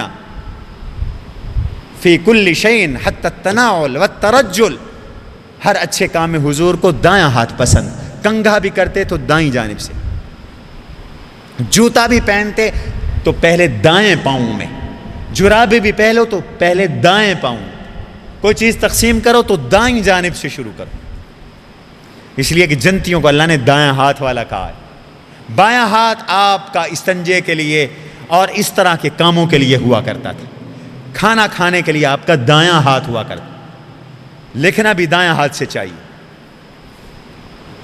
سمجھو؟ تو فرمایا یہ بائیں ہاتھ والے کیا ہیں؟ بائیں ہاتھ والے فی سموم و حمیم، دھوئیں میں، گرم پانی میں، لو میں، گرم پانی میں، اور دھوئیں کے سائے میں۔ اور دھوئیں کا سایہ کیا کام دے گا؟ نہ ٹھنڈا نہ عمدہ۔ یہ کون ہیں؟ انہم کانوا قبل ذالک مترفین، یہ وہ ہیں جو دنیا میں خوشحال تھے، دولت مند تھے، ایلٹ کلاس کے لوگ تھے، اعلیٰ درجے کے لوگ تھے، اور بڑے بڑے گناہ کر کے ڈٹتے تھے، توبہ نہیں کرتے تھے، اور بد عقیدہ بھی تھے، کہتے تھے اذا متنا وکنا ترابا، ہم مر جائیں گے، ہڈیاں ہڈیاں ہو جائیں گے، کیا ہم پھر زندہ ہوں گے؟ ہمارے باپ دادا زندہ ہوں گے؟ فرمایا اللہ ان جھوٹوں کو کہیں گے اب تم زقوم کا درخت کھاؤ، اس سے پیٹ بھرو، گرم پانی پیو۔ یہ گرم پانی بھی پئیں گے تو پیاسے اونٹ کی طرح پئیں گے، یہ ان کی مہمانی ہوگی۔ آگے اللہ نے توحید کے دلائل دیے، چند دلائل دیے، فرمایا فرأیتم ما تمنون، اپنی تخلیق کو دیکھو، ہم نے تمہیں منی کے ناپاک قطرے سے پیدا کیا ہے، پھر ہم نے تمہیں پیدا کر کے تمہارے لیے موت رکھی ہے۔ دوسری دلیل دی، فرمایا جو تم زمین میں بوتے ہو اس کو دیکھو، تم اس کو نکالتے ہو یا ہم کھیتیاں اگاتے ہیں، اگر ہم چاہیں تو پکنے سے پہلے اس کو چورا چورا کر دیں اور تم ہاتھ ملتے رہ جاؤ اور کہو کہ ہم محروم ہو گئے۔ تیسری دلیل دی، فرمایا جو پانی پیتے ہو اس کو دیکھتے ہو، تم نے بادلوں سے اس کو نچوڑ کے نیچے بھیجا ہے یا ہم اس کو لائیں ہیں؟ اگر ہم یہ پانی خشک کر دیں تو کیا کرو گے؟ کڑوا بنا دیں تو کیا کرو گے؟ آگ کو دیکھو، جس سے آگ، جو تم آگ جلاتے ہو، درختوں میں ہم نے آگ رکھ دی۔ دو درخت تھے عرب میں نے ان کا ذکر کیا تھا، فرمایا ان دو درختوں کو ایک دوسرے کے ساتھ کل میں ان کی لگاتے تھے تو آگ نکلتی تھی، فرمایا یہ آگ ہم نے رکھی، یہ تم نے پیدا کی میرے نبی، بس فسبح باسم ربک العظیم، اپنے رب کی تسبیح بیان کیجئے جو بہت بڑا ہے۔ پھر اللہ نے قسمیں اٹھائیں ستاروں کی، قسم اٹھاتا ہوں میں ستاروں کے واقع ہونے کی، یہ بڑی قسم ہے۔ فرمایا یہ قرآن عمدہ کتاب ہے، چھپی ہوئی فی کتاب مکنون، چھپے ہوئے دفتروں میں ہے، اس کو پاکیزہ فرشتے ہاتھ لگاتے ہیں، اللہ نے اتاری ہے، اس کو مانو۔ اور پھر قیامت کا ذکر فرمایا اور آخر کے اندر فرمایا کہ ان ھذا لہو الحق الیقین، قیامت حق ہے، لہذا میرے نبی آپ رب کی تسبیح بیان کیجئے جو بہت بڑا رب ہے۔ اس کے بعد سورۃ الحدید ہے، یہ قرآن کریم کی 75 نمبر سورت ہے، نزول کے اعتبار سے اس کا 94 نمبر ہے، 4 رکوع اور 29 آیات پر مشتمل ہے۔ فرمایا کہ اس صورت میں اللہ تعالیٰ نے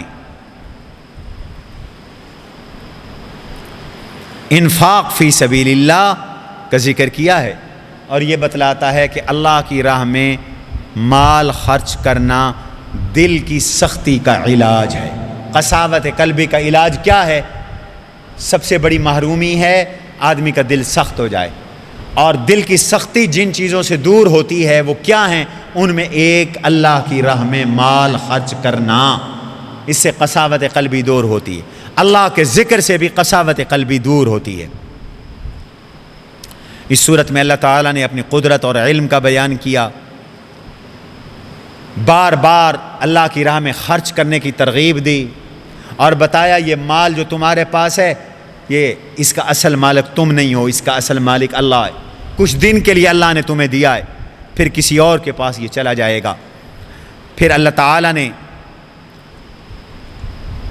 خرچ کرنے والوں کے درجوں کو بیان کیا کہ جنہوں نے فتح مکہ سے پہلے خرچ کیا اور بعد میں خرچ کیا یہ برابر نہیں ہے. منافقوں کے انجام کو بیان کیا. بسم اللہ الرحمن الرحیم. سبح للہ ما فی السماوات وما فی الارض. فرمایا ہر چیز تسبیح بیان کرتی ہے اللہ کی جو آسمانوں میں ہے زمینوں میں ہے. آسمان و زمین کا مالک بھی اللہ ہے، اول و آخر ظاہر و باطن بھی اللہ ہے. اللہ نے آسمان و زمین کو پیدا کیا، اللہ نے عرش کو پیدا کیا. ہر چیز اللہ کی طرف سے ہے اور اللہ کی طرف جاتی ہے. دن اور رات کو وہی پیدا کرتا ہے، لہذا اس اللہ پر ایمان لاؤ. آمنوا باللہ ورسولہ.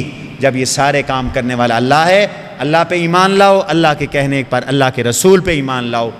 اگلی بات وَأَنفِقُوا. اس مال سے خرچ کرو جس میں ہم نے تمہیں کسی کا جانشین بنایا ہے. آج تم کسی کے جانشین ہو، کل تمہارا کوئی جانشین ہوگا. او میاں توجہ کرو، ذرا غور کرو جن مکانوں میں رہتے ہو، یہ مکان اور زمینیں آج سے 100 سال پہلے کس کی ملکیت تھی؟ 50 سال پہلے کس کی ملکیت تھی؟ جن دکانوں پہ بیٹھ کے کاروبار کر رہے ہو، یہ دکانیں 50 سال پہلے کس کی تھی؟ پھر سوچو کہ 50-100 سال بعد یہ کس کی ہوں گی؟ دکانیں ہوں گی، تم نہیں ہوگے. 1800 کچھ میں یہ شہر شجاع خان مرحوم نے بنایا تھا. 250 سال سے زیادہ ہو گئے. وہ قبر میں ہے، مضبوط قلعہ بند اس نے شہر بنایا.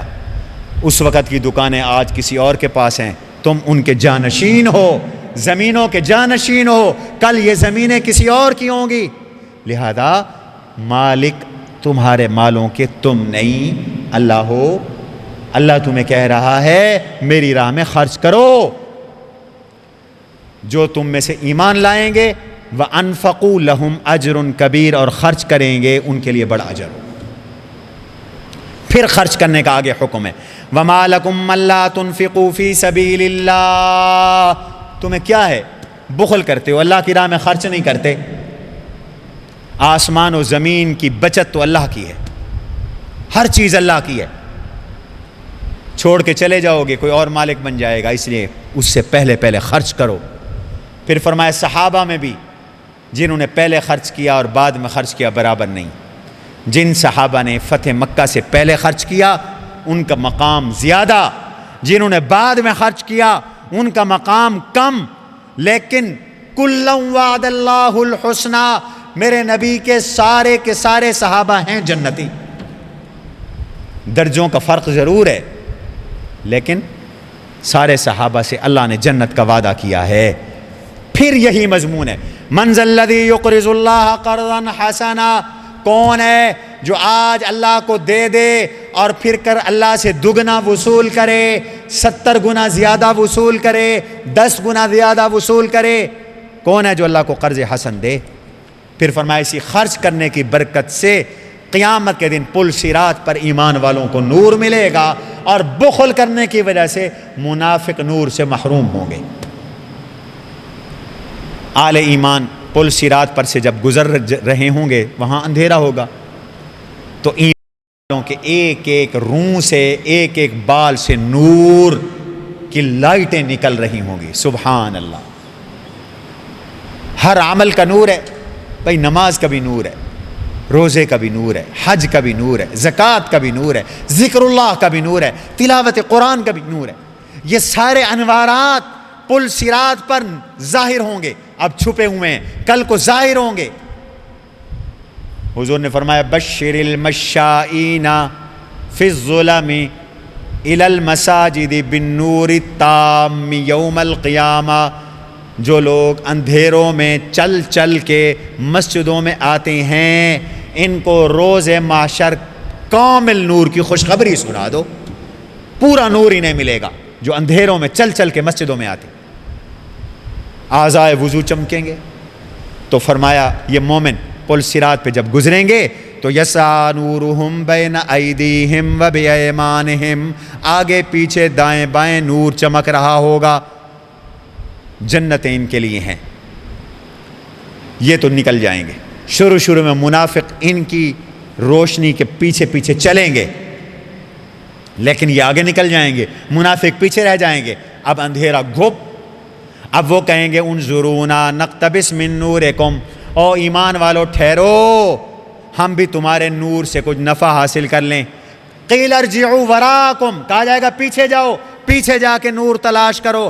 یہ گفتگو ہو رہی ہوگی، فضرب بینہم بسور، جنتی اور جہنمیوں میں ایک دیوار کھڑے کر دی جائے گی، اس کا ایک دروازہ ہوگا، ایک طرف جنت کی جانب رحمت ہوگی، باہر کی جانب عذاب ہوگا۔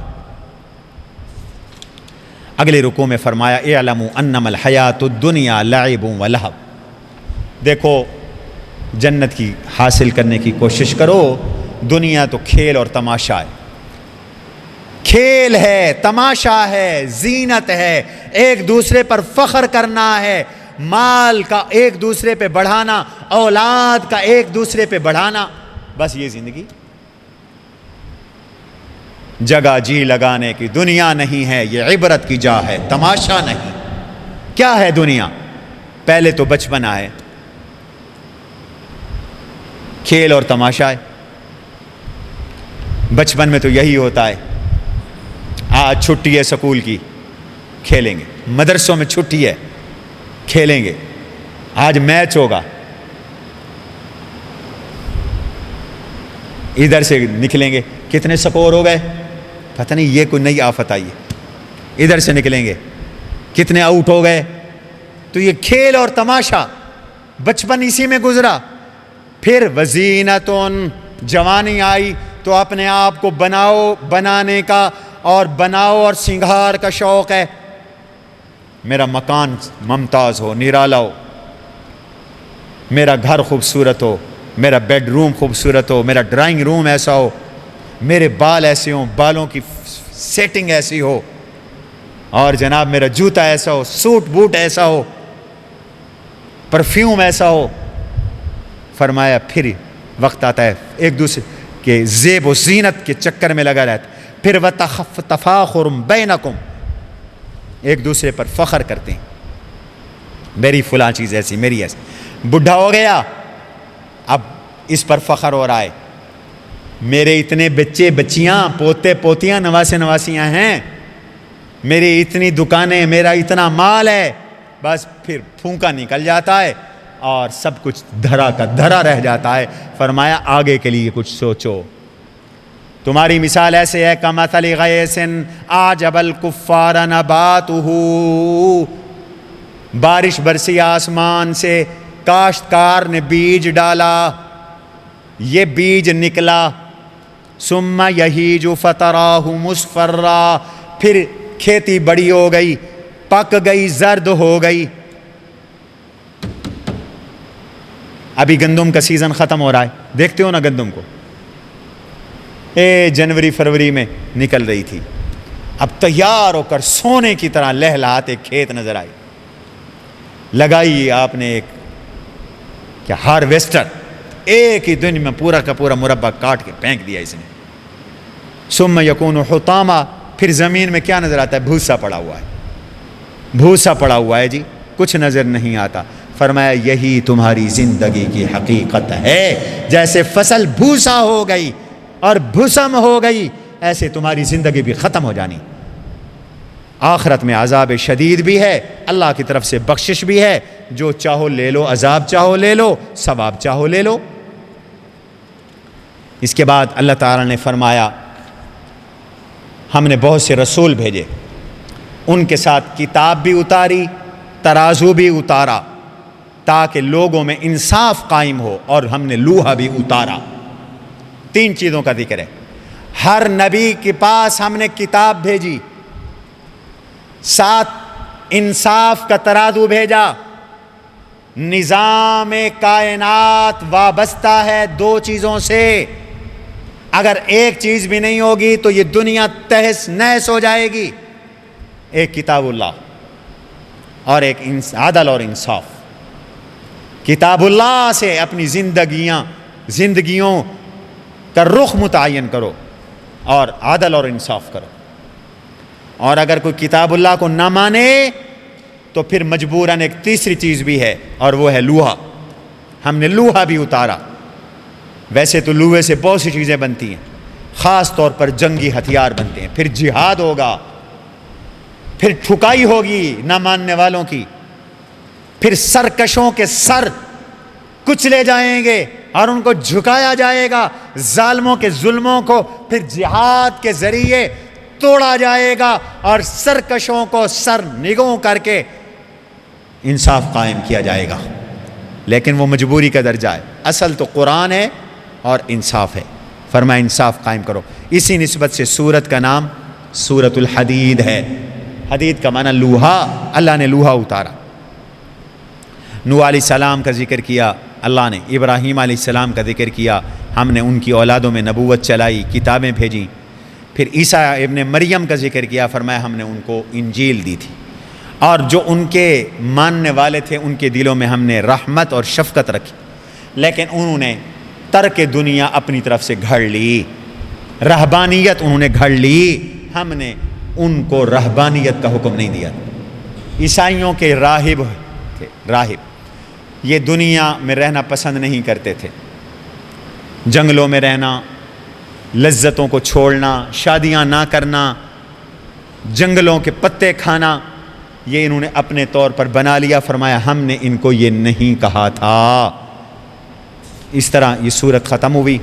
آج کی ہماری آخری سورت سورۃ المجادلہ ہے، یہ 28ویں پارے کا آغاز ہے، یہ مدنی سورت ہے، قرآن کریم کی 85 نمبر کی سورت ہے، نزول میں 105واں نمبر ہے، 3 رکوع اور 22 آیات پر مشتمل ہے۔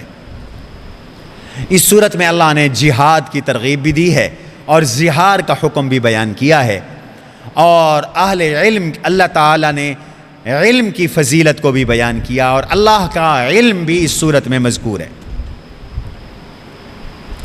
چنانچہ اس کے مضامین میں زہار بھی ہے، سرگوشیوں کرنے کا حکم ہے، کس طرح کی سرگوشی کریں، علماء کی فضیلت کا بیان ہے، فرمایا مجلسوں میں بھی علماء کی فضیلت ہے، اور اسی طریقے سے اللہ اور اللہ کے رسول سے تعلق رکھنے اور دوستیاں لگانے کا بھی حکم ہے۔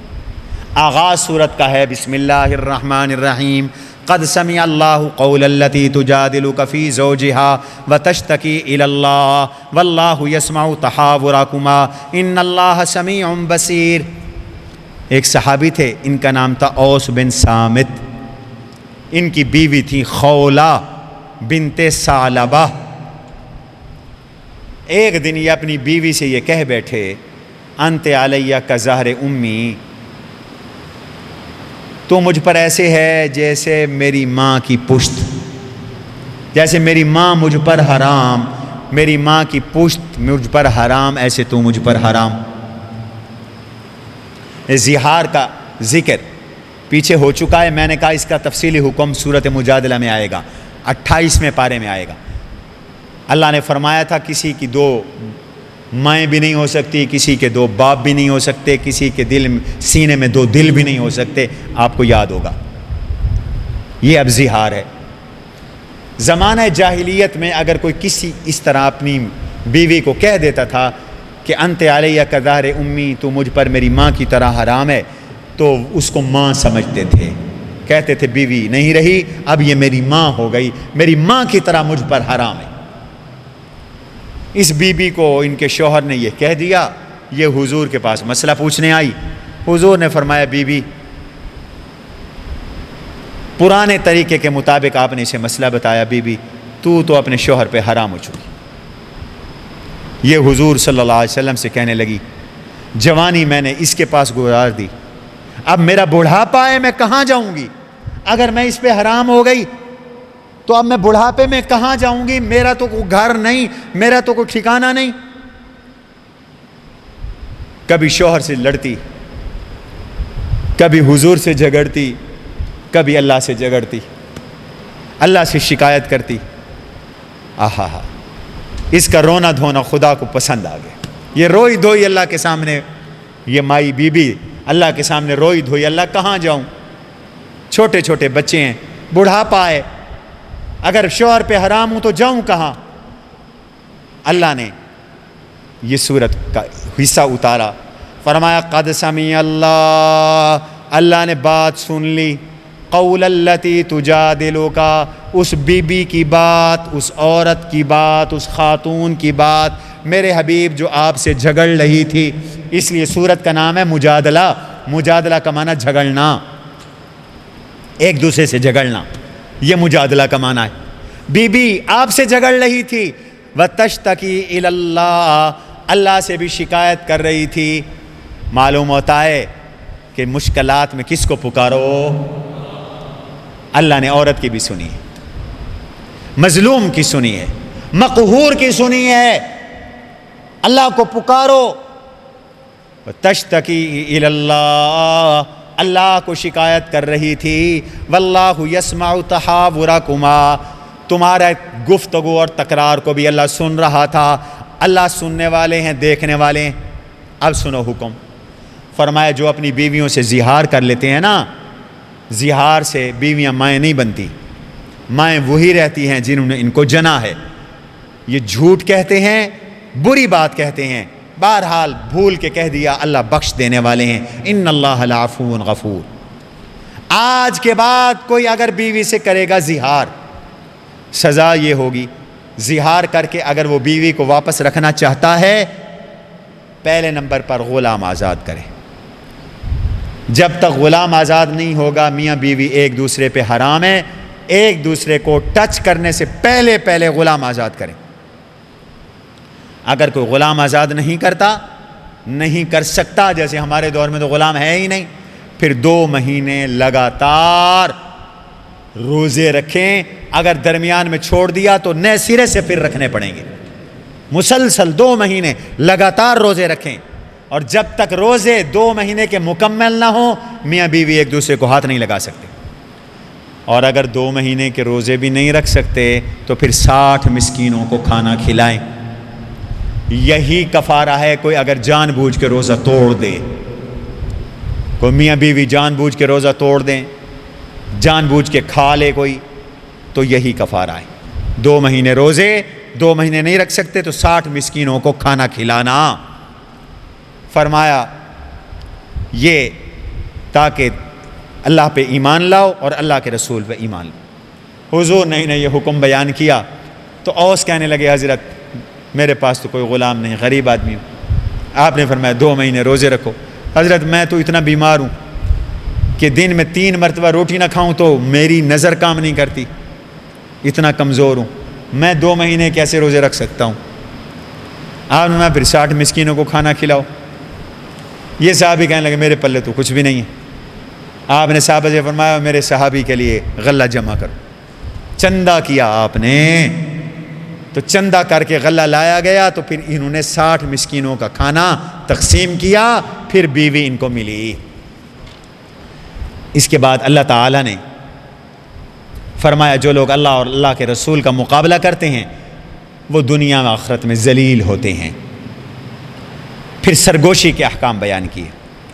فرمایا یہ منافق کانوں میں پھسر پھسر کرتے تھے اور اس سے اہل ایمان کو تکلیف ہوتی تھی۔ کبھی حضور صلی اللہ علیہ وسلم سے آ کے سرگوشی کرتے اور فضول آپ کا وقت ضائع کرتے تھے۔ اللہ نے اسی سرگوشیوں سے منع کیا۔ فرمایا اچھائی کی سرگوشیاں کرو، فضول اور ناپسندیدہ باتوں کی سرگوشیاں نہ کرو۔ اللہ تعالی ہر سرگوشی کو سننے والے۔ ما یکون من نجوا ثلاثۃ، 3 آدمی سرگوشی کرتے ہیں تو چوتھا اللہ موجود ہوتا ہے۔ 5 چھپ چھپ کے باتیں کرتے ہو تو اللہ چھٹا موجود ہوتا ہے۔ تم کم ہو یا زیادہ ہو، اللہ تمہارے ساتھ ہوتا ہے۔ پھر فرمایا کچھ لوگوں کو سرگوشیوں سے روکا گیا، لیکن انہیں پھر سرگوشیاں کی اور گناہ کی اور زیادتی کی اور حضور کی نافرمانی کی سرگوشیاں کی۔ یہ منافقین کا بیان۔ حضور کے پاس آتے تو السلام علیکم کہنے کی بجائے کہتے السلام علیکم۔ سام کا معنی آپ پر موت ہو، نعوذ باللہ من ذالک، اور حضور ان کو جواب میں کہتے وعلیکم، تم پر بھی ہو۔ امی عائشہ نے فرمایا یا رسول اللہ آپ کو پتہ نہیں یہ آپ کو سلام نہیں کہہ رہے، السلام، موت کی دعا کریں۔ فرمایا عائشہ تو نے نہیں سنا میں نے انہیں کیا جواب دیا؟ میں نے کہا تمہیں ہو۔ پھر یہ بد تہذیبی کرتے، گستاخی کرتے اور دل میں کہتے ہمیں اللہ عذاب کیوں نہیں دیتا؟ اللہ نے فرمایا تمہیں جہنم کافی ہے، جلو گے۔ اس کے بعد مجلس کے آداب بیان کیے۔ فرمایا جب تم سے یہ کہا جائے کہ مجلس میں کشادگی پیدا کرو، رش ہو گیا ہے، جگہ نہیں ہے، لوگ کھڑے ہوئے ہیں، کہا جاتا ہے قریب قریب ہو جاؤ، قریب قریب ہو جاؤ، قریب قریب ہو جایا کرو۔ اور اگر جگہ پھر بھی تنگ ہو اور تم سے کہا جائے کہ کچھ لوگ اٹھ کے چلے جاؤ، باقیوں کو موقع دو، اس کو بھی اپنی توہین نہ سمجھا کرو، اٹھ کے چلے جایا کرو۔ جو یہ بات مانے گا، مجلس میں وسعت پیدا کرے گا، یا امیر مجلس کے کہنے پہ اٹھ کے چلے جایا کرے گا، یہ ایمان اور علم کی نشانی ہے۔ اللہ ایمان اور علم والوں کے درجے بلند کرتے ہیں۔ اس آیت میں علماء کی شان بھی بیان کی کہ علماء کے درجے اللہ بلند کرتے ہیں۔ سورت کے آخر میں فرمایا کچھ منافق ہیں جو اللہ کے دشمنوں کو دوست بناتے ہیں اور پھر جھوٹی قسمیں اٹھاتے ہیں۔ اللہ نے ایسے لوگوں کے لیے عذاب تیار کیا ہوا ہے۔ ان کی عادت ہے جھوٹی قسمیں اٹھانے کی، کل قیامت کے دن ان کی قسمیں ان کو بچا نہیں سکیں۔ لہذا اللہ رسول کے دشمنوں کے ساتھ دوستیاں قائم نہ کرو۔ اس کے مقابلے میں ایمان والوں کا ذکر کیا اور ان کی تعریف کی۔ فرمایا ایمان والے ایسے ہیں لا یتجد قوما یؤمنون باللہ والیوم الآخر یوادون من حاد اللہ ورسولہ، ایسے ایمان والے ہیں جو اللہ رسول کے دشمنوں سے دوستی نہیں لگاتے، چاہے ان کے باپ ہوں، ان کے بیٹے ہوں، ان کے بھائی ہوں، ان کے قبیلے کے لوگ ہوں۔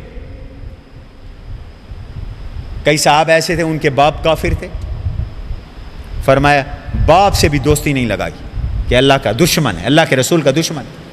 عبداللہ بن ابی رئیس المنافقین تھا، قدرت کی بات ہے، خود منافق تھا، بیٹا مخلص صحابی تھا، عبداللہ بن عبداللہ نام تھا۔